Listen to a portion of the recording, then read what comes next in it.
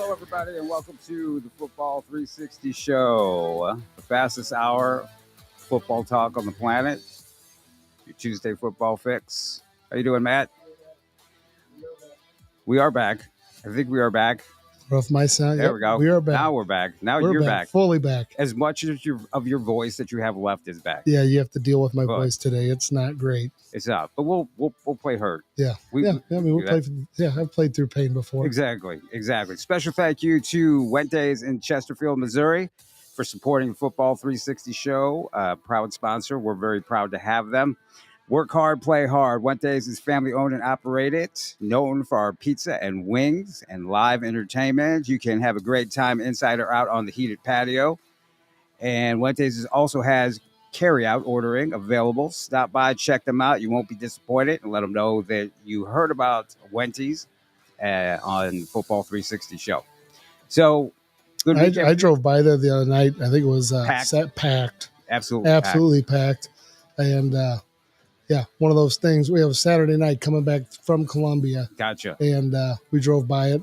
And you were going to stop in, but it was packed. It was literally, the parking lot was no spaces open. Great food, great time. Yep, for sure. And you didn't work hard, but you were playing hard up there in Columbia. I played real hard. A lot of rooting. Very hard. Yeah, I rooted really hard. Yep, exactly. No voice. So you can check us out on our socials at Football 360 Show on Twitter and Instagram. And if you want to sponsor, you want to be like Wendy's and sponsor Football 360 Show, contact Megs at football360show.com. That's her email, and she'd be happy to help you with all the information so you can become a proud sponsor of the Football 360 Show. So hopefully everybody had a great weekend of football entertainment. I know I did. Went to my usual games, that I do. Playoff football, district championships, absolutely good time. And you were going to report to us. You were going to give us the lowdown on Mizzou. You were in person on assignment. Got it on assignment. Yeah. Got to see it firsthand, and what a good game! Just really top to bottom, Mizzou just showed what a quality team they are. Wow! That's high praise. They are a really good football team, and they can't now. Again, every week you got to prove yourself again. But right. They came out top to bottom and just beat Tennessee up and down the field. It was close for a little while. It was 13-7, I think, the last time that I saw it, and then I was doing my thing, and next thing I know, it was 36-7. Yeah, they pulled away. It was really impressive. Brady Cook and Cody Schrader absolutely put on a show. The legend of Cody Schrader continues. It grows. It grows and grows. It's amazing. Now, I did see some post-game interviews. I think they had some national interviews with Cody. Yeah. Which was nice. And Brady. Yeah, which is pretty funny. I got to see Brady after the game, and he came over, and he was holding one of those whisks, I think they call them. Oh, yeah. So what are you doing with that? Cooking. Did you bring that out? And he said, no, the CBS reporter actually brought it for me. Are you serious? So, yeah, that was probably a prop. So I thought that was kind of funny. I was like, are you carrying that thing around? That is funny. I don't know. Female sideline reporter. You can reach me for that comment at JPRockMO or JPRockScoutU on Instagram, but it is what it is. Yeah, I don't think that. I think she asked him what he was cooking, and he said he's pretending he's whisking eggs, is what he said. Is that what he said? All right. Yeah. We'll take that. At least it's a healthy snack. I like some good scrambled eggs. Yeah, I agree. Making some egg bombs. Yeah. Yep, for sure. Good stuff. It was good to see those guys getting the recognition that they deserve. Yeah, it really is. And it's nice that Mizzou fans are back in love with Brady Cook again. It's funny. It's funny. They were not a year ago. They weren't really liking him, and even last week. I know. It's week to week. It is week to week. So I think he's a cool customer, right? And he walked over after the game, said hi to his family, and some of his friends, some of his people that were standing there that that were there to see him, and just normal as can be. Mm-hmm. He got banged up pretty good in that game. His hand was bleeding, and I think he dinged his arm up, and right. he was battling. And we got to go see him after they showered up and cleaned up, came out. Both he and Cody walked out of the locker room as if nothing else, and nothing had happened. They're very down to earth, humble guys, and, Yep. and have been. Nothing has changed yet. And sometimes you can see a change in guys, but those guys are really humble, good, down to earth guys. You know what, too? I think we touched on it last week. Like when you have players that are like maybe were not as highly recruited and did not feel as though they were respected through the process, or maybe they didn't even feel disrespected. They just felt as though they weren't noticed. Both of them, Brady was Mizzou and Lindenwood were his two main offers, and then he committed to Mizzou pretty quickly. But he probably would have had more offers. But Cody, Northern Colorado, that vaporized, and then he ends up at Truman towards the last minute of recruiting, and then does what he does, and now he's at Mizzou. So I think there's something to be said for having guys on your team that are really, really focused on internally doing the best they can, and focused on being the best player and teammate they can be, and I think that's contagious. Absolutely. You want to build your team around those guys. You need those guys as your foundation, and then build your team outward from that. Yep. And again, just both good guys. I saw a picture of Brady online with a young quarterback who might be the next Brady Cook someday. Oh yeah. We got to take some pictures, and when my son got to get up there and get his picture taken with Brady, I thought it was pretty cool. It's a full circle moment for me, because I started training Brady when he was in second grade, and now he's a young man, and my son is looking up to him, and pretty cool to see that see that going on. Yeah, I thought that was a really cool moment. And regarding Cody Schrader, I mean, hopefully, you really hope that what comes out of Cody Schrader's success is that colleges give other guys an opportunity. That's the main thing. Is he was overlooked, and it really is kind of the story of the year, especially if Mizzou. I think they're going to win 10 games this year. I think Florida's just kind of in disarray, bad road team. Arkansas is really in disarray. Yeah, they might not have a coach at that point. Absolutely. In fact, word I heard, rumorville, is that the coach that they want is standing on the Mizzou sidelines, and possibly Florida the same thing. Really? Yeah. I mean, you hear, and what's really interesting is you hear both Florida and Arkansas give their coaches the dreaded, round of confidence. He's our coach. We think he's doing a great job. Not so much, but Florida's been through so many coaches over so many years. I mean, look at Texas A&M, Jimbo Fisher. Yeah. They're going to buy out $70 million, $75 million, right? Not to coach. And somebody pointed out before the game or during the game at Texas A&M this past weekend, the Aggies Foundation donated $165 million at halftime. Yeah. That's called of which right will be used. A portion will be used to do the buyout. What that means is some big donor was like, "I've had enough. Yep, we're done. We're done. We're moving on. You're out of here." Yep. Absolutely, just ponied up. And they've had a coaching carousel down there as well. So I feel pretty fortunate that the situation we're in. I don't know that it's always been a perfect time with Drinkwitz. I think he's had some learning, and things have occurred, and definitely there's been learning some on the job. up and down. But I do think hats off to him in the sense that he's really got the team going in the right direction. I think there's a clear. It's tough when you're an offensive play caller and you're wanting to call the plays and be the head coach. I know some guys have done it, but most of the really good ones have not. They've stayed away from it, and he's definitely turned over to Kirby Moore this year. Turned over the keys to the car, and he's driving it really well. That's huge right there, what you just mentioned. Kirby Moore, I haven't heard him mentioned a whole lot, but he's huge. He's huge as far as their success, along with their O-line coach, as well as done it. Their defensive coordinators, has gotten some recognition the past couple years, and their defense is really solid, really good, really kind of the key stuff. I do think if you look at the difference between this year and last year, they had a spurt of games where Bush Hamden was calling the offense, and they were highly productive. But I think the offensive line this year has really made some improvements. There's a lot less penalties. They seem like they know what they're doing a lot more. Yes, they're opening holes for Cody Schrader. Some of those runs that Schrader and Cook had, just inside runs. Yes. I mean, you're not getting those just getting them by fun. I mean, they had a huge nose tackle on Tennessee. I mean, big old boy. Right. And But it was fun to see beginning of the game. Javonte Spraggins from Tennessee, who's an East St. Louis guy. He was out there. Yeah. You could tell that game meant a lot to him. He was Oh. pumped. He was dancing around. He was ready to go. He wasn't so excited at the end of the game when I looked at him. No, but he competed his butt off. Oh, absolutely. Elite Football Combine alum, Javonte Spraggins. I mean, really, that was kind of his little coming out party was there at the Elite Combine. I don't think he had any offers before that. Yep. And he came and he competed. He competed against, other future D1 guys, going to Iowa State. In fact, I got some video on my Twitter of him going against the defensive tackle from North Kansas City, and them button heads. And you're talking about at the time, they were both about 6'3", 320, 25 pounds. And so that was just. And when that's going on, everybody, you can tell it gets quiet. Everybody wants to watch it. Yes. And then you hear the eruption of those guys. I also remember watching Miles McVay when he was maybe a sophomore, going to be a junior. And he absolutely just destroyed a poor kid in the drill. Yes. And the coaches made him sit out for a little bit just to calm down. Yeah. And but you know what? It takes having that attitude and edge to get to that level. Right. Not being a cheap shot, but dominating your opponent. Yeah. And Miles was a guy who was coming at like 8th, 9th grade. Oh, yeah.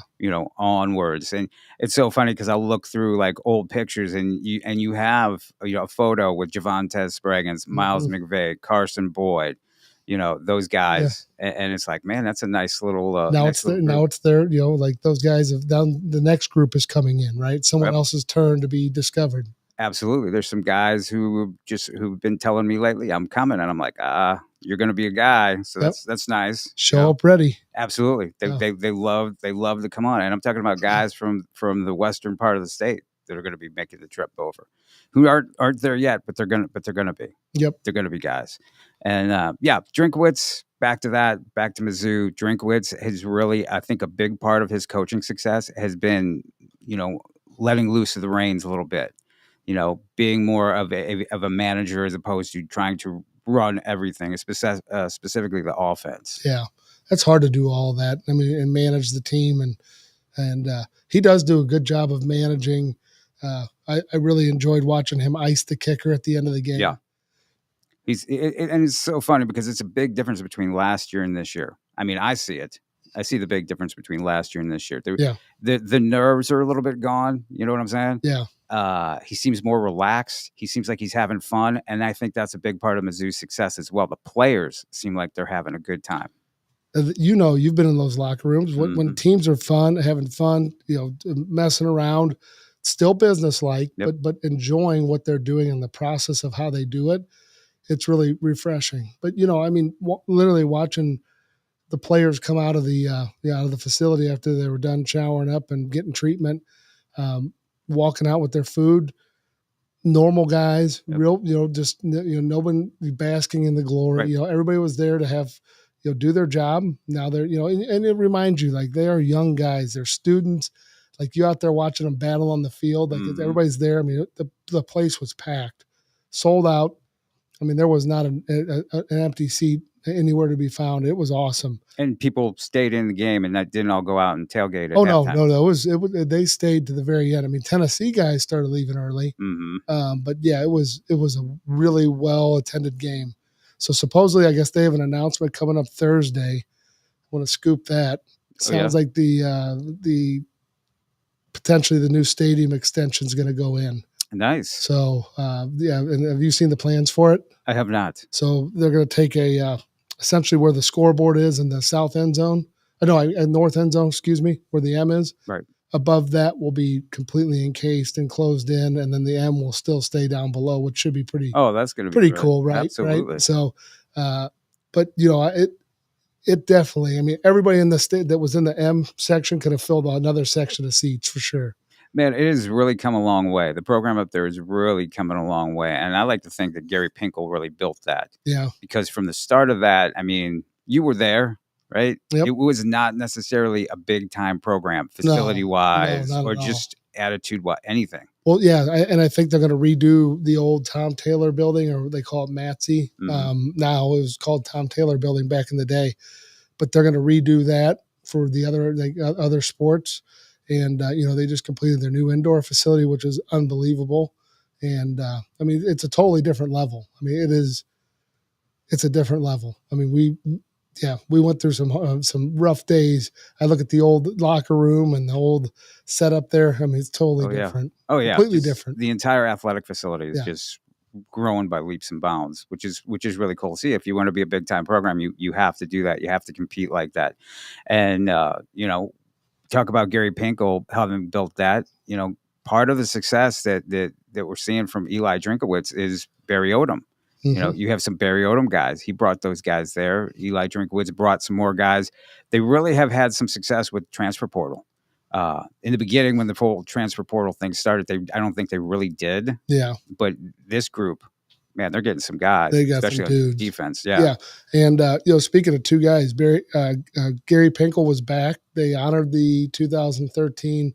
I think they went 10-1, 10-2. Yeah. James Franklin, that whole crew. Nice, yeah. A bunch of those guys were back, which was good to see. Yep. And you look at Coach Pinkel was there, and then Coach Odom. That's another story. UNLV is absolutely on a tear. Yes, and they've made themselves known in the Mountain West, and that's a fun conference to watch. It really is. That late night game. I always love watching them or Boise State or Wyoming, but they beat Wyoming this weekend, and they're eight wins now, I believe. Yes. So that's a great conference for us football junkies that are up late at night. For sure. You just can't get enough and stay up late and watch that. So it's really good. Good to see the Mizzou program. They had a ton of recruits. They had a ton of game day visit guys. I know Talon Chandler, who's been on the show, was up there for a game day visit. Yeah. Committed to Colorado currently. He's going to go back to Mizzou most likely for an official visit in December, unless something changes before that. Jamarian Parker, an Arkansas commit, 2025 kid, running back at Cardinal Ritter, just an absolute stud, was up there on a game day visit with Carson Boyd. There was a lot of guys. You could see all the guys on there. I got to talk to Talon during the game, and he saw me, figured out what section I was in, and came over. He's such a good kid, and he really is. And he was, you could tell, very excited just to be there.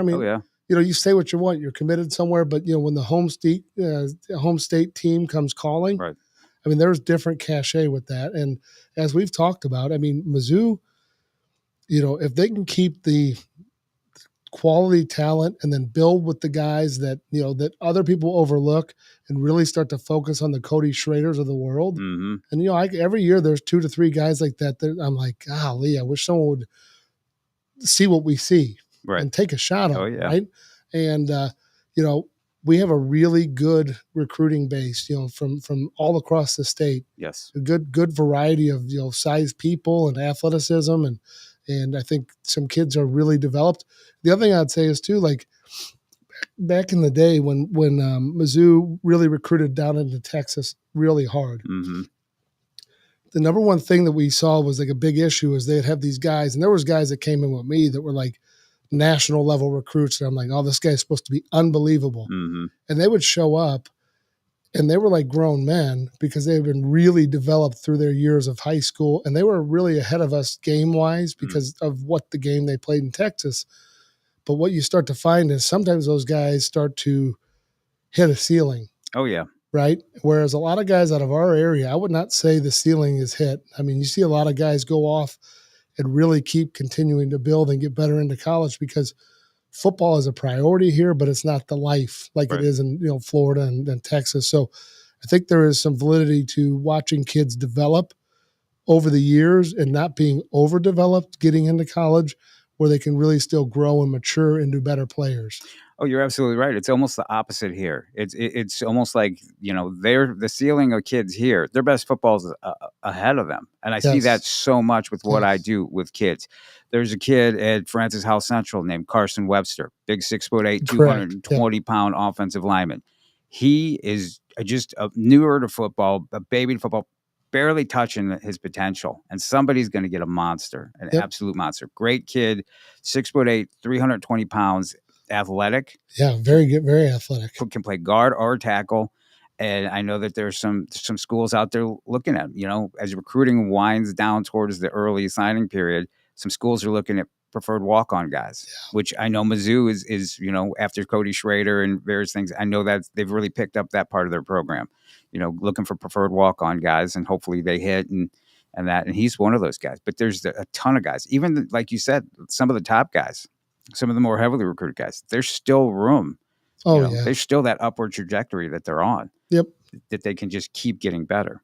And I think, I think there's something to be said for that. So if Mizzou can really capture that side of it and really focus on, and I think one of the early complaints is there's a lot of voices in the state of Missouri that want to tell you what to do with recruiting and different coaches and different factions. And I think when they start to really, I think they've kind of drowned out some of the noise as well and started to listen to valued, trusted sources to get the kids that are really good kids, not just good football players, right? That are good in the locker room and good in the classroom and definitely can play on the field. Right. Oh, absolutely. And it's a combination of that. And you do have to get all of the elite guys. I know they got Will Nuneri and, but you got to get the Aeneas Williams, who is my number one guy in the state. I know it goes against a lot of other people, but he, got to get him. You got to get the Jaden Riddells. It remains to be seen. You might have something happen, later on with some of these other guys that are. Yeah. What have they done with Aeneas Williams? Did they recruit him very hard? A little bit. I mean, he's up there in Hannibal. He's not necessarily, on a pipeline school, but I mean, my gosh, you got talent like that. It doesn't matter where it really doesn't. It really doesn't matter. If it's just a dude like me could recognize it when he's a sophomore. What's interesting because that's the same thing that happened with Kyron Williams. Yes, he wanted to go to Mizzou. I mean, we watched it. I mean, I witnessed it.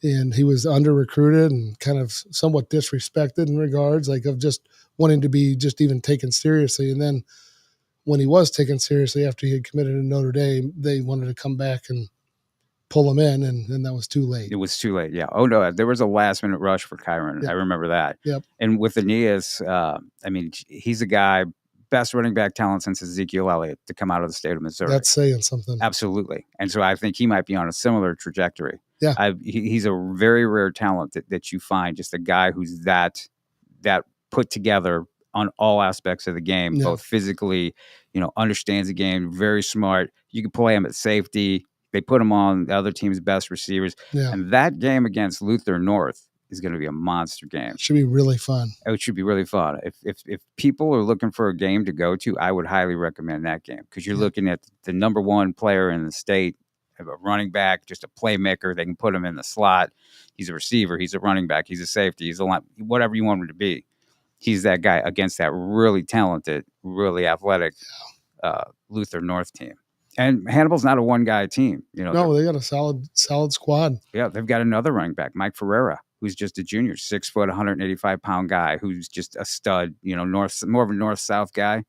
Their quarterback Waylon Anders is a really good guy, and they've got some nice defensive players as well. So that's going to be a really, really great game.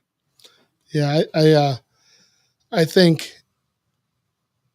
the recruiting staff probably is reevaluating some of these last minute guys, right? As things start to fall in. Yep. And obviously sometimes you got to swallow your pride and apologize and say, hey, we made a mistake, or we should have recruited you harder, or whatever it might be, or earlier. But that's happened. Yeah. I know it has happened as we speak. Oh yeah. But yeah, I think, what we know about the recruiting game and how it all works together.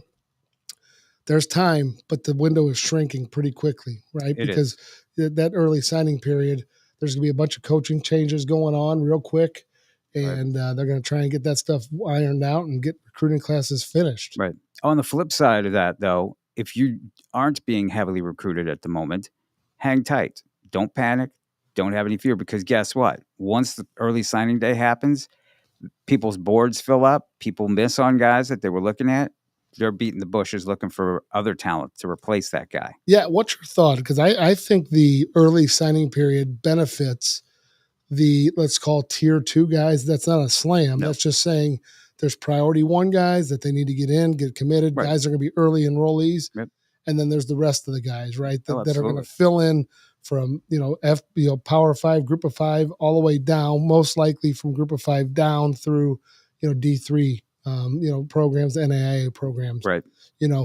This day and age, go where you can go and where they want to love you and support you and give you resources to become a better player, because where you have opportunity. You can change. And Yes. Cody Schrader is a guy that you can look at. And there's other guys in the game that have transferred. We talked about Michael Neese, who's a guy that was at Dayton, didn't even want to play football. Right.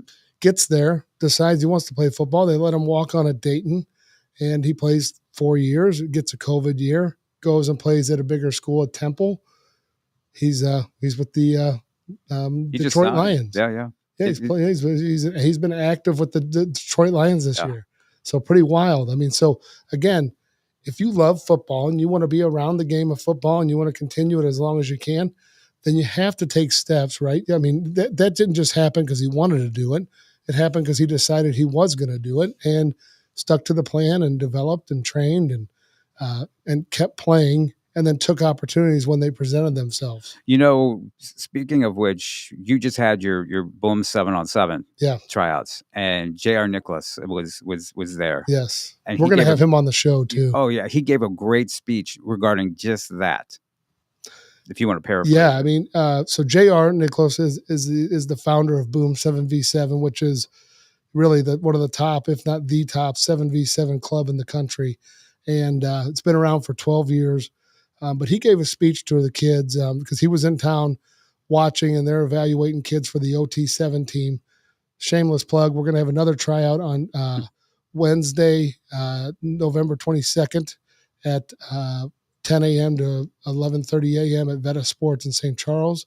But we are evaluating kids for the OT7. But JR basically said, hey, look, I played. He went to Ohio State as a football player and ran track. Very good athlete. He's a big guy too. He is. He ran extremely well, but he was not in a position at Ohio State where it was going to work for him, and he figured it out. So he transferred to Western Illinois. Had a good career at Western Illinois. Then, they wrapped up. Pretty much everything's done. He had the option to go, hang out with his buddies and party. And he basically said, look, the 1% of your life, your decisions, can affect 99% of the rest of your life, essentially. And not to go into the whole story, but essentially he did not choose to go out and party after a pro day. Yeah, after a pro day, all of his buddies did it, and the Rams showed up to do another workout the very next morning. So he went home and was rested, well rested. The other guys couldn't make it through the workouts, right? And then he ran well. Impressed the Rams. Excuse me. Impressed the Rams, and he ended up with the Rams. Yep.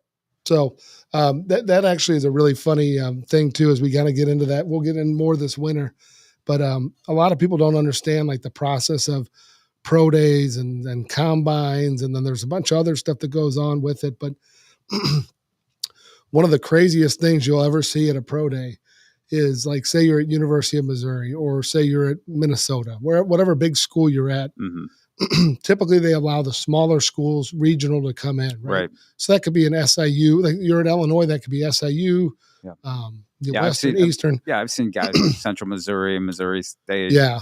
So they'll show up, and let's say that they let everybody run the 40. Okay. It's really wild because everybody's there. You cut the intensity with the knife because everybody's nervous. Like it's like they're showing for the NFL. Yeah.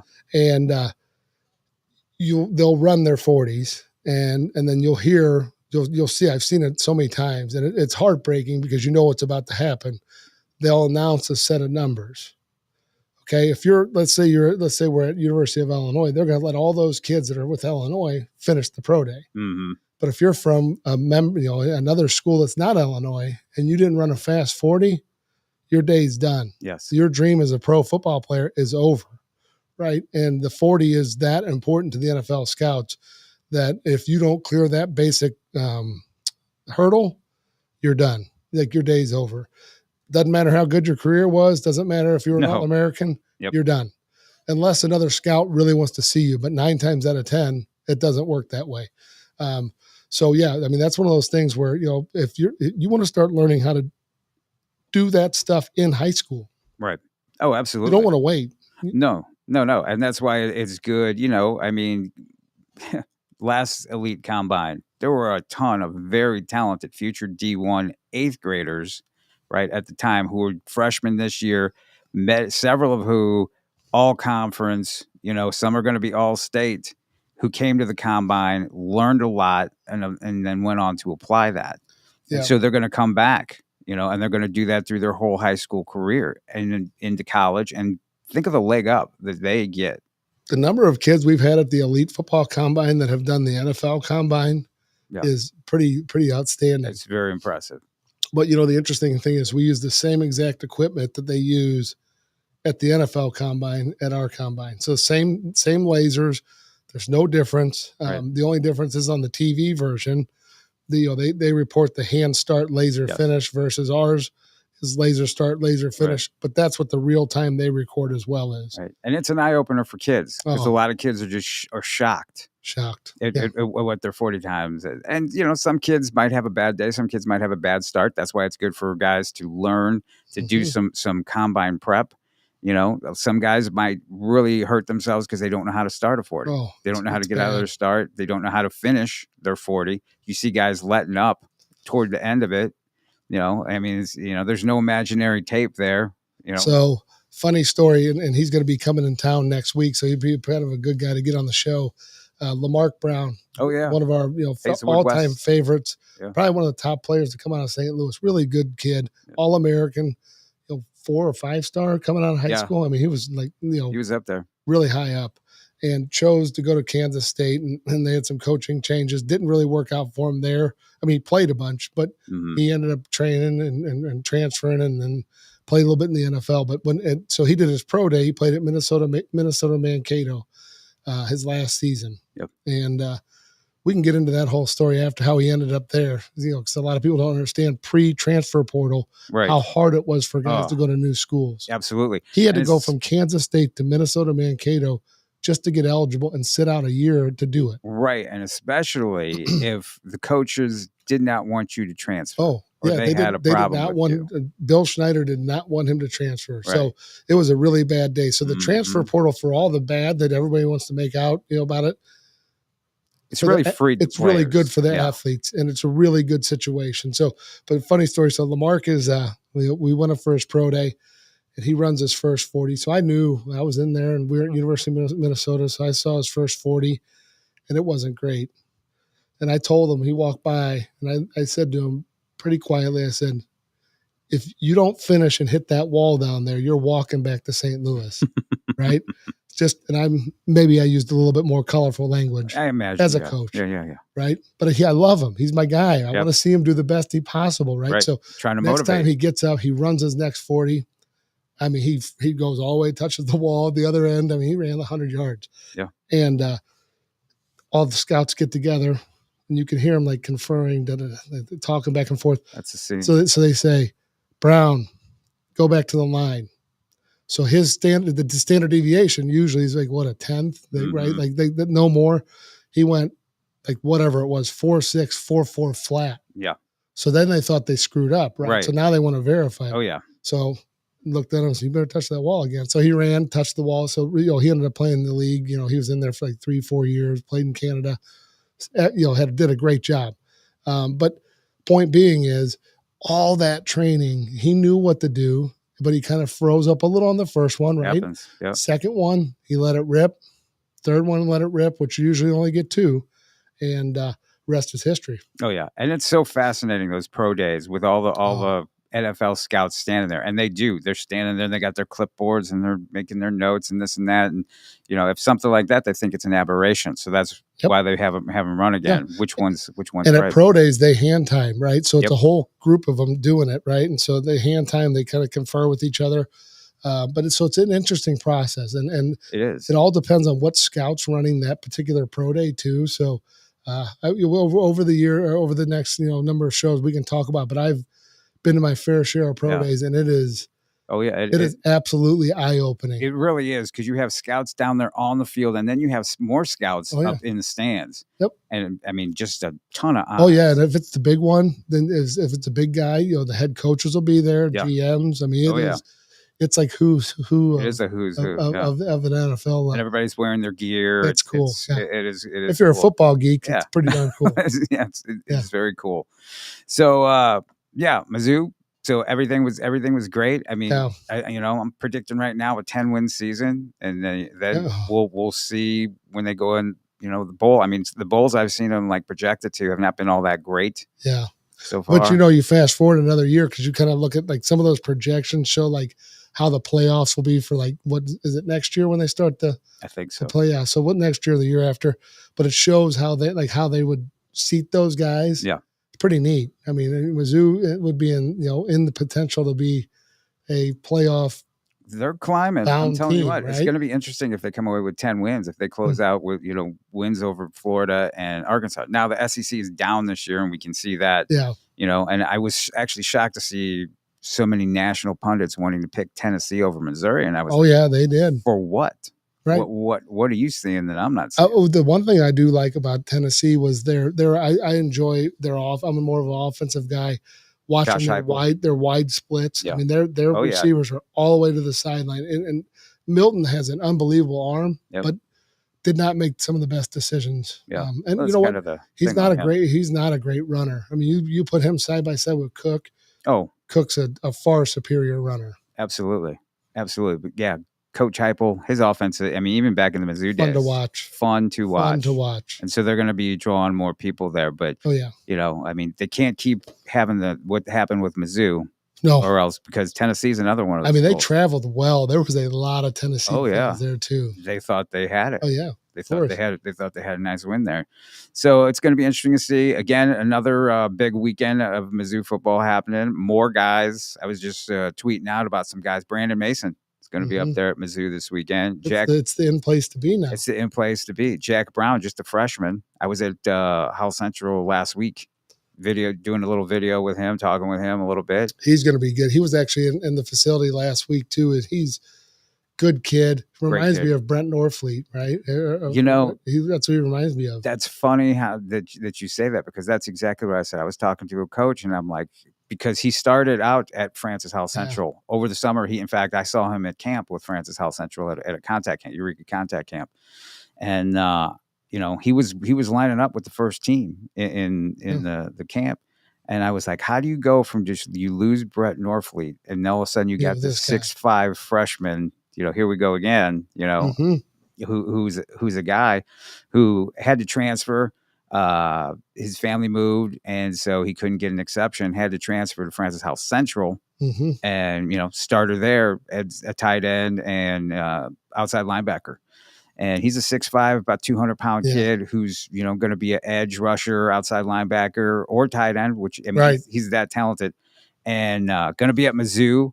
But he's already getting looks from Notre Dame, Tennessee, Illinois, Kansas State, and KU. And coaches from all those schools are just descending on him like wolves. So, again, we talk about the talent. Yeah. He is a kid, too, that, like, again, he's big. He moves well. And that was the one thing we actually talked about when he was in my office, was talking about very fluid when he runs, working on just how to test, how to get faster, and how to be that guy that, because you can take, if you already have those attributes and someone teaches you how to do it, you can really upgrade your draft stock, if you, so to speak, or your college rating stock. Right? Yeah. So I think he's a kid that, he's young. He's excited about doing it. So I think he'll be a guy that has great success. Oh, yeah. I mean, and that freshman class overall, statewide, because I'm all four corners of the state and in the middle, unbelievable. It's not stopping. You have this really talented class with the Wingos and the McClellans and, the Aeneas Williams. It's not stopping. Nope. There's guys, and there were guys, I'm sure you saw them at your 7-on-7 tryouts, 28 guys who you can look at and be like, man. Yeah, it's crazy. I mean, we have 2029 up through 2020. You got a 7th grade. Yeah, 7th grade guys. And there's some good athletes, really good athletes that, that you look at and you can start to project and go, all right, this guy fits here, this guy fits here. And I think, you know, the number of kids that are interested in football right now is a really high level. Yes. You know, it seems like it's growing. So I think, you know, the better athletes, a lot of them matriculate towards football, right? Right. So, but I think, you know, at the end of the day, if kids are excited about the game of football, then they need to, and they just want to be a football player, great. We need those guys. But if they want to be a guy that wants to, like we're talking about from a recruiting standpoint, going to big colleges or going to any college at all, right, then you got to put a little extra effort in there as well. Yeah. And you do, and I'm seeing it. And, you know, besides Boom, I was at Team Takeover 7-on-7. Yep. Again, some really talented 2028 guys from around the state showing up. Coach Barry does a nice job with his Team Takeover 7-on-7. And you guys have played them before in the and I think probably going to play them again this year. Assume, And so these guys are showing up all over the place. They're just all over the place. You know, they had 7-on-7 tryouts in Kansas City. Great group of guys coming up through Kansas City. And I really think that it's those kind of organizations, the 7-on-7, along with the training, along with the coaches taking interest, that has elevated the level of talent that you're seeing coming out of the state of Missouri. And I think, you know, it's funny. I was talking to a family last night. You know, if you're going to, you got to know what your plans are. You got to assess where your weaknesses are, right? Is it just game experience? 7-on-7 is really good for that, right? Mm-hmm. Is it, you know, learning how to read defenses? That would be really good for quarterbacks. Yep. If you have mechanical issues, or if you have route running issues, if you have you lack in some of those areas, then the training would probably trump that, because you got to take care of that first before you put it in there. And I will say that there are a number of kids, in my experience, that play 7-on-7 for the glitz and glamour. Mm-hmm. And, you know, that doesn't probably get you anywhere. No. If you're playing to develop a specific part of your game, you know, going in and getting good highlight films is probably not the best venue to do that. Like, it's okay. It's not the end all be all. It does not trump getting out and getting film in a game, in a tackle football game. Right. You know, because that's what colleges really use to assess. But if you can highlight your skills and develop them, and it's an area you need to improve, all the better. If you are a guy that's still lacking a little bit in certain areas, which you have to be realistic about where you are in your game, then, you know, you need to be looking at training more than doing competition in the off season or blending it together. Oh, absolutely. Just going and playing 7-on-7 ball is not going to necessarily improve your skill set. So if you, in other words, if you have bad habits, which a lot of high school kids do, mm-hmm. right? I mean, I was talking to JR. We were talking about, like, kids telling them to run an out. A quarterback will tell them what route they want them to run. You would be shocked the number of kids that don't know. You know, there's universal depths for routes, right? Hitches, curls, slants, outs, speed outs, posts, post corners, all those things, corner posts. All those routes are pretty standard across. Now, if you start getting into more, you know, talking different routes, like bite routes and things like that are specific to different systems, mm-hmm. and like everybody does a little bit differently. But the fact that some of these kids don't know that, you know, I would probably say pull the reins back, at least get somewhere that they can teach you, and don't worry about doing like 5 different shuffles to get open. Learn how to run an out, learn how to run a hitch, learn how to run a go. All those things work, but work to your favor if you're good at doing it. But the quarterbacks, you know, at the Lindenwood camp, quarterbacks at the Oklahoma camp, or the Peyton Manning camp, will tell a receiver to run X number of route, you know, and a kid may have his own interpretation, which it becomes very troublesome for the quarterbacks. It does. In fact, I saw that this what weekend. I saw that this weekend. And you know what? You can always tell, because those guys don't step up for the reps. Yes. They stand in the background, and you have to say to them, hey, jump the line, mm-hmm. get in there. What are you doing here? You know, so that again, you get to a Lindenwood camp, you know, when they get to the one-on-one portion, yes, there's a line, but the guys that keep stepping up are the guys that keep getting fed and keep going. I mean, there's guys jump the line nonstop. Yeah, you'll see guys get 10 reps to one guy's 1 or 2. And parents will get upset with their kids, like, well, my kid didn't, and then they get mad at the camp. Right. That's my kid didn't get any reps. Well, part of that process is, yes, you don't want to be the guy that's stealing every rep because Right. that looks really bad. Oh yeah. But you also don't want to be the guy that's sitting in the back, letting other people take what's yours, right? It's your turn. Yeah. You go take it and then do the best you can with it. But a lot of kids will sit back. And that's when some of that's just not being confident in their skills. That's never being in that environment before. That's why you go to those tryouts. That's why you go to the combine ahead of the time when you're younger so you can get used to that environment, right? Exactly. Yep. Because it's painful. It's hard to watch sometimes. It really is. And that's one of the great things about 7-on-7 and how I think people should use it is football is a year-round sport. So the more you can keep your hand in it, whether it's that, definitely you need to be doing some off-season training to get better, to improve your skills, to keep building. Yeah. But you got to do both of those things. Yeah.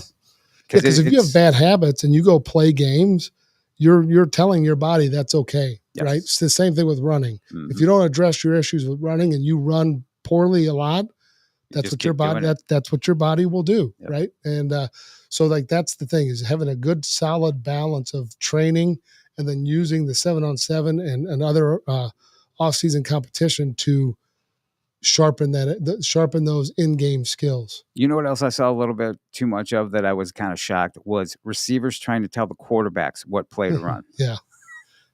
No, doesn't work that way. Yeah, it doesn't work that way. You might see little kids doing that because the quarterbacks don't know yet, right? Yeah, but like that should not happen in high school. No, and so that was interesting to see, that little dynamic there. Oh, and again, if you're that quarterback, you need to shut that down right away. No, you're running when I tell you to run. And let that. Yeah, 100%.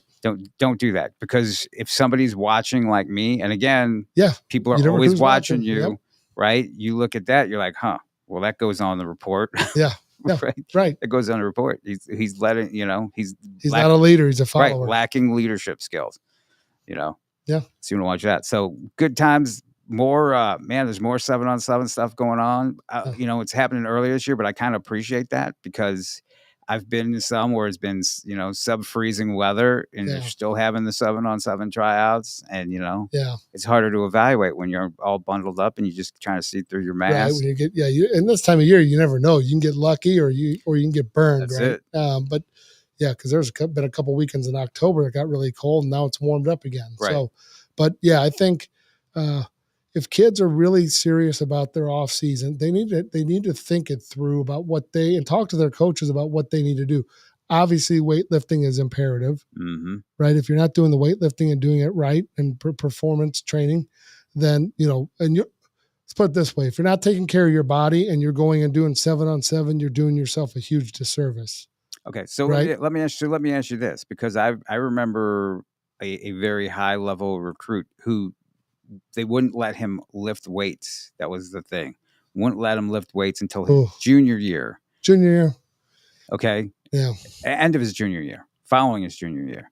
A high level guy didn't didn't pan out according to. What position was he? Was it defensive lineman? Oh boy. Exactly. Oh boy. Exactly. So that's a problem, right? I mean, the discussion goes on like, well, when should we start them, right? What's too early, right? 12, 13, 14, right? Body weight stuff when they're young, build that in and start to gain that acuity as they grow. But junior year is a little excessive. Right. Right. And now if they had a plan, they were doing alternately, that was more body weight and, band work, maybe potentially, but no, I would say that waiting your junior year, you have to take care of your body first and foremost. If you don't do that and you're just out running around, you're using it as an excuse, right? It's like a kid in the summer who's playing on the Legion team so that he doesn't have to do his high school football workouts. He's a baseball player, but not that serious about baseball, but he's built in an excuse of how he can't make football because he's doing his baseball, if you will, right? So it stunted his development when he reached college. Now he's in college. He's doing well. Yeah. Right. The one I'm just thinking of off the top of my head. But it set him back, in my opinion, several years. Because guess what? He had to get in that college, strength. They want ready-made products when you get there. They want guys that know how to lift weights. They want guys that have good symmetry in their bodies. That's the other thing is if you start looking at like what some of the schools in our area or around the country, what's the number one cause of injuries are not just pure accidents, right? Yeah, there are definitely situations where guys break legs and break arms and collarbones, but oftentimes you start looking at non-contact ACLs, non-contact injuries to the ankles or lower leg. You can 100% tie that back to what was done or not done in the weight room. Right. You really can. Right. So if you choose to not work out and choose to do half speed, you're in trouble because someone else is going to do it. Oh, absolutely. There's always somebody there who's going to step up, just like what we were talking about with people jumping in the lines and stuff. Right. So time goes by so fast on the show. Barely get a chance to we just start chatting and but playoff football continued. Big week of playoff football. Class 6, though, the number 1 team was knocked off by the Lee Summit North Broncos was knocked off by Kansas City Rockhurst, who's a very good team. In fact, I was talking to a coach, and they were saying that they were the best team that they played this year. Yeah, very good team, very talented team. However, there was some controversy surrounding the game there. So the number 1 team is gone. And, if you take care of your business, you can say you take care of your business, you're ahead of the team. You don't have to worry about officiating. And I'm never one to really, say anything about officiating because it's part of the game. You have good calls, you have bad calls. It's. I will say, though, it evens itself out. I will say, talking to different coaches around the area, whether it be youth or high school, there seems to be more of a consensus that there is, I know this is going to be a sensitive subject, but there is a lot of room for improvement with a lot of the refereeing and especially at the youth level. But I will tell you personally, I've seen my fair share of high school games this year. And I this past Friday, I watched a few online because I was a little under the weather. And I'm going to tell you,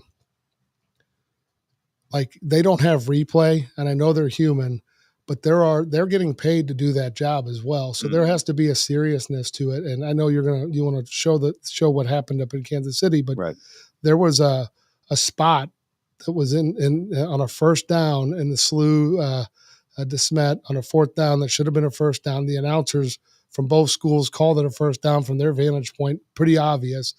And he was a full 1.5 yards to 2 yards behind the play. I mean, it was pretty bad, right? So you see stuff like that. The week before, I was at Eureka versus Ladue. Mm-hmm. I witnessed a pass interference that was not even questionable. Like it was a full collision before the ball got there, and then got put up in the air, and that was a change of possession. 2 plays later, a guy fumbled the ball forward with his hand throwing the ball forward, and okay, fine. It's a bang call. My viewpoint on it would have been it was an illegal forward pass because it left his hand going forward. Mm-hmm. It was not a fumble. It was a forward pass by definition of the game, right? If you read the rule book, clear cut. But they didn't even talk about it. And it resulted in a touchdown, which ended up being, I believe, the game-winning touchdown. Yeah. So then, one team's going home, one team's advancing. It's tough pill to swallow if you're on the other end of it. It is, and it's really hard for these young guys to deal with that. Well, I can only imagine what they're going through at North. Oh, it's crazy, and like I said, I normally don't talk about it, but this was pretty egregious, and it was a 3-point game. I believe it was 24-21. Ultimately, Rockhurst, but actually, it made the local news in Kansas City, which is why I'm willing to bring it up. There was video online on Twitter. I think everybody's seen a lot of it. Everybody's seen a lot of it, but I just wanted to go ahead and show in the Lee Summit North Kansas City Rockhurst game.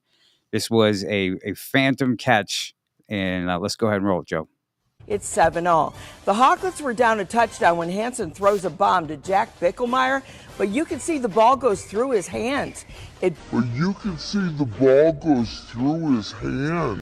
ball did go through his hands, bounced. You can clearly see it bounce off the turf under him, and then come back up and land on him. And he of course, he raises his hand with it. Well, it's what you teach them to do. Exactly. You teach them to hold the ball up and show them they caught it. But that was, mean, it's pretty egregious. That's a whole another interesting thing about that. If you teach them if it's that far off. You teach her if you roll on it, you just teach them to roll over and show them they caught it. Yeah. And I don't clearly, know. I mean, it's just instinctual. Right. That's what you teach them. You're not teaching them to try and but usually it's not that bad. It's interesting how everybody's going to live with that. Yeah. You know what I mean? And then what's the ramifications? There is not. It's still a loss, and that was my thing. It's like there should be something. So, again, I think this may be an unpopular opinion, but I will say, you go for instance, you go to a soccer game, you go to a football game, and it says respect the refs. Yes, you should. Just as you should respect the referee should respect the game that they're reffing as well, right? And I will say that, again, talking to a bunch of my friends all across the country in high school football and youth football, it has gotten to the point where I believe you can't even have a conversation with a lot of the referees because it's become so combative. Oh yeah. Right. Remember 3-4 weeks ago, we showed you a clip of a referee grabbing a young man by his helmet and ripping off his head. My question would be, do you respect him? Right. Respect is earned. Right. Respect is earned both ways. Yeah. So if you don't understand the rules, that's one thing. If you miss a call, no big deal. Everybody misses calls. But there's a reason why there's multiple referees on the field, that they have conference, they communicate, and then they come up with a decision. The unfortunate thing is, we don't have the money to do replay. But when there's a lot of calls like that, and then the issue is you can't talk to them. I mean, I've had instances where a quarterback's gotten his head taken off, and you say, "Hey, sir, can you watch that?" To get angry. We had a guy directly rush over a snapper this year, and I said, "Hey, can you tell the guy back there to watch that?" And the guy looked at me and said, "It's legal. He can do that." That actually is not true. Right? He has to go through the either A gap. He has to make contact with the guy on either side of the guy snapping the ball, not direct contact over the top of him. So, the guy's head was still down. And I just said, "Hey, can you it wasn't yelling about, just, can you watch it?" And it became combative and saying, he can do that. Well, the rule book says that he can't. Right. So, things like that, I think, are really hard pills to swallow because, kids work really hard. Those kids worked really hard for that. Yes, people make mistakes, and plenty of kids made mistakes, and coaches made mistakes in that game.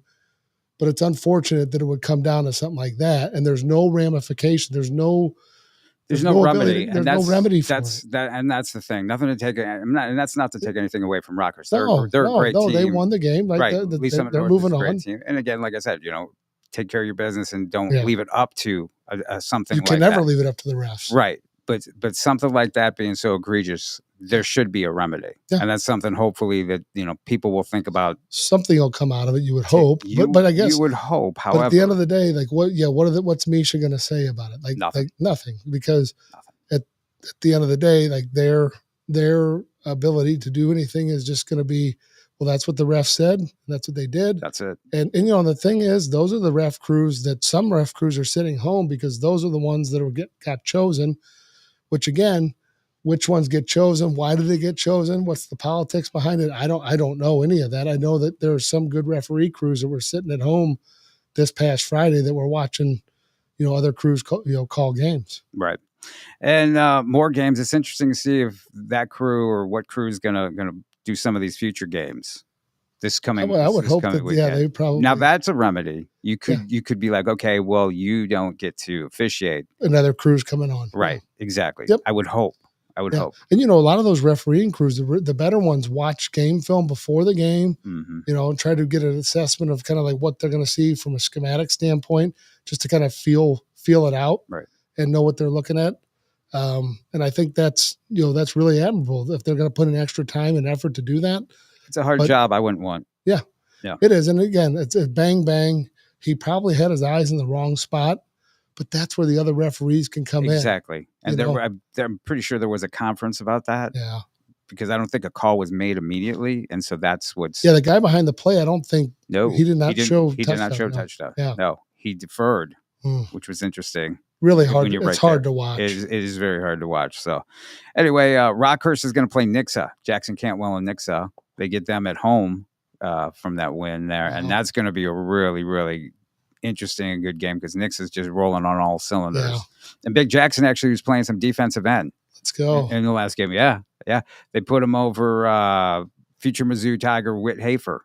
That what a matchup. Yeah, and Jackson just he's a big boy, 6'8", 300-pound defensive end that can move. Benching 405. Absolutely. So he just benches whoever he wants in front of him in high school. Rockhurst against Nixa. That's gonna be an interesting matchup. The other one is Liberty North is gonna play Oak Park. Liberty North is the only team that lost. Well, no, let's say. Liberty North's only loss was to Lee Summit North. Yep. Okay, so all those Norths make me tongue-tied. I know, me too. So Liberty North lost to Lee Summit North. That's their only loss. So now they don't have to face Lee Summit North again. Everybody thought that might be a rematch. They're going to play Oak Park. You're talking about numerous times. That'll be a rematch. Oh yeah, but they're gonna face a really good D1 running back in Trayvon Pankey out of Oak Park. And then the other side of the state going to be very interesting. CBC travels to the Pit. Down in Jackson. Yep. Which I just saw that game. Sophomore quarterback Adrian Fox. Is it broken ankle or broken foot? I saw he had a cast. Broken foot. Yep.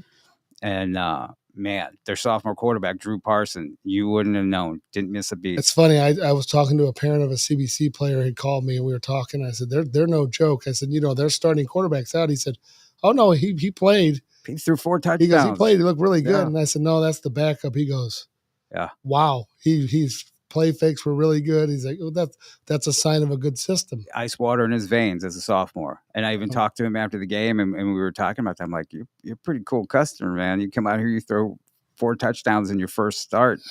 Yeah. But there was a huge speed differential between Jackson and Seckman. Seckman was undefeated. They were 11-0, but they just, couldn't keep up with them. Freshman running back, Jalen Hampton, 3 touchdowns. In fact, it was like 28-0, 7 minutes into the game, and that was that. Turbo clock might have started in the first half because it just really got out. That'll be a good matchup with CBC. It'll be a good 2 well-coached teams. Experienced teams. It should be fun to see. College prospects on both sides. I think Jeremiah McClellan's supposed to be back. That's the word. That's the word I heard. He's going to be back, and he's a difference maker. Oh, heck yeah. So that's going to be, even though they're going down there on the road. And I will say this, the Jackson fans are pretty intense. They're relentless. They really are. So there's a reason that they call it the Pit. That's going to be a fun game. And then the other one, DeSmet, who made it past SLU. You were talking about that. It was a tight one. It was a tight one. Rockbridge comes to town. Is going to play DeSmet. That's going to be an interesting one. A lot of fun. As well, Brady Davidson, D1 quarterback, going against fellow D1 quarterback, Dylan Duff. Yep.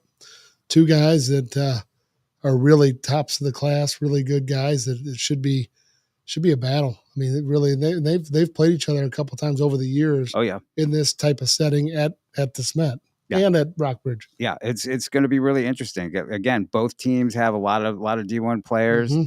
DeSmet's defensive front is one of the best I've seen. They're really solid. All D1 guys across the line, D1 linebackers.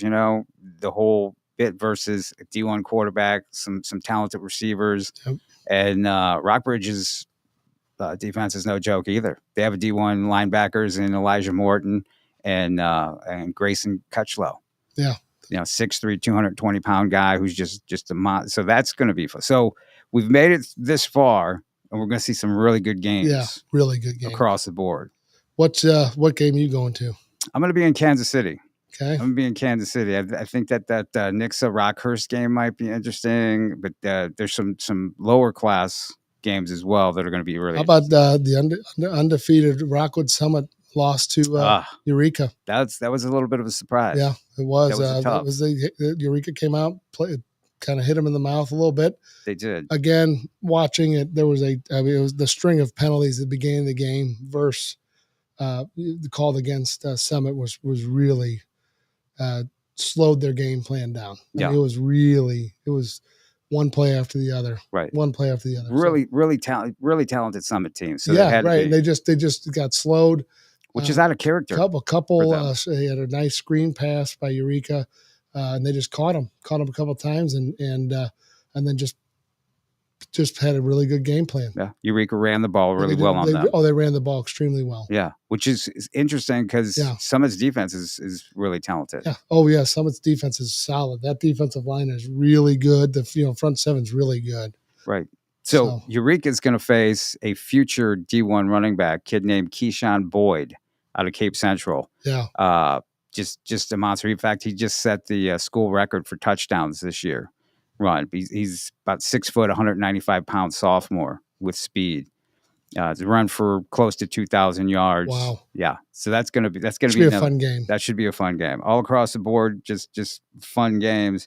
And then Ritter is gonna play Fort Zumwalt North, who defeated St. Dominic. Yeah. Who's little hometown battle. Team. They were a hot team. They were a hot team. That one kind of surprised me a little bit. Yeah. But Coach Bacon's always got those guys ready, though. He really does. His program is it would be interesting for us to discuss because he just really has it rolling. Yep. Year in and year out. He really does. But North had Jaden Burleson. Yeah. Back, who had been injured, and he came back and just kind of ran wild and took care of business there. And then Green Valley's going to play Webb City. Webb City's there every year. Talk about program coaching change, doesn't matter. It's just a machine. It's like Jeff City used to be back in the day. And then the other 5-1 is Helias against Republic. And I think we're looking at probably another Ritter versus Helias matchup, which Ritter took them down to the wire at Ritter's place earlier this year. Made a nice comeback. So was it a 1-point game? It was a 1-point game. Yeah. It was fun. Of course, MICDS I hear gave him a little bit of a showing. Yeah, against Ritter. First half, right? Yeah, they got after him. Ritter's just got a solid top to bottom team. Helias as well. Helias is very well coached. Yes. They got a great junior program. They have a really solid system. Helias is really like a machine where it's like every cog just knows what it's doing, just moving in unison, and that's how they do it. Ritter also has a really good, really good offense, defense, really good game plan, good coaching, everything like that. But you put on top of that just unbelievable athletes and unbelievable talent. Yep. And that makes it really hard. Those teams are horrible to play against because you just know at any given time there's an explosive play waiting to happen. That's it. It's like you can be going along, you can be keeping it even. We're tight. We're close. We're close, and all of a sudden they just hit the gas and And then you're like, right. How do we get another 7 points on the board? That's it. Then all of a sudden it's 14 points. Then they're all of a sudden they're up by 21. That's why it's hard to coach against guys like that. It is. So great football. You going anymore? You going up to Mizzou again this week? You going to be on assignments? No, I will not. I believe me, I'd love to. I have a banquet to attend, so I will. I'll be here getting to watch it on TV. But I've had a couple people ask me if I was going back down. But good luck. Should be fun. Hopefully they get a good, nice cold day for the Florida Gators to come in and really show them what Missouri's like in the middle of November. They should. I'll be on the road in Kansas City, and I got to tell you what, hearing good things everywhere I go from people telling me how much they like the show. I don't even know them, but I guess they're seeing us. Yeah, they're seeing the show. It is amazing to me. Like I'll get people send messages, or I'll see them if I'm at a game or just out, or they come in the facility. And like, hey, I really like what you guys are talking about. I really, keep it up and it's interesting because it ranges from youth parents up through kids who, high school and college age people. But I think there's a great number of people that are listening to what we're talking about. So again, if you have questions, text us, hit us up online on our social media. Let us know what you guys are thinking about and what you want clarity on. Because at the end of the day, if you have questions, we can definitely help you, give you our perspective. And at the end of the day, we are here to help. That's my job. It's what I do every single day. It's what you do. I was telling the kids the other day, like, what does JP Rock do? Oh yeah, right. I've heard that. I appreciate that. And the kids, a lot of them are like, well, he's shooting videos, and I was like, no. Is that what they were saying? He does shoot videos. Yeah. But he helps kids get recruited through doing analysis and writing reports to go to colleges. And that's how the system works. That's how it's set up. And what was really interesting and fascinating, and I appreciated it, was you said, he may have helped you get, or he may help you get an offer, and will never know. Yeah, right. And that is the truth. That is true. The truth. I mean, and I'm going to tell you, the number of people that over the years where I've given names of kids that we don't train, or kids that I know, or kids we've trained only a little bit, and help them through the process. I know you do the same thing. You know, you want to give good advice to coaches because that's what you've built trust on, and been doing it 20 plus years. You have too. Like our goal is to help kids get recruited and be seen 100%, and obviously help them maximize. If you're a young guy, we want to help you maximize your potential. Right. But if you're a guy that's getting ready to exit within the next year or two, exit high school, because you can't stay there before, over 4 years, you got to go. We can help you do that. And so, we can help you through the process of just talking through here or in person. Always good to talk to everybody. And if you want to reach either one of us, they can reach you at Elite Football on Twitter. It's Elite Football, and on Instagram, Elite Football Academy. Twitter, JP Rock MO, and on Instagram, JP Rock Scout You. And we are always there to answer questions, help you. We do that a lot. Yeah. In fact, we're pretty busy. And if we're not getting back to you that fast, it's because we are that busy. But we will eventually get back to you. And we're going to get back to you next week, next Tuesday, fastest hour of football talk on the planet, right here, the Football 360 Show. Everybody stay safe and stay healthy, and we'll talk to you next week.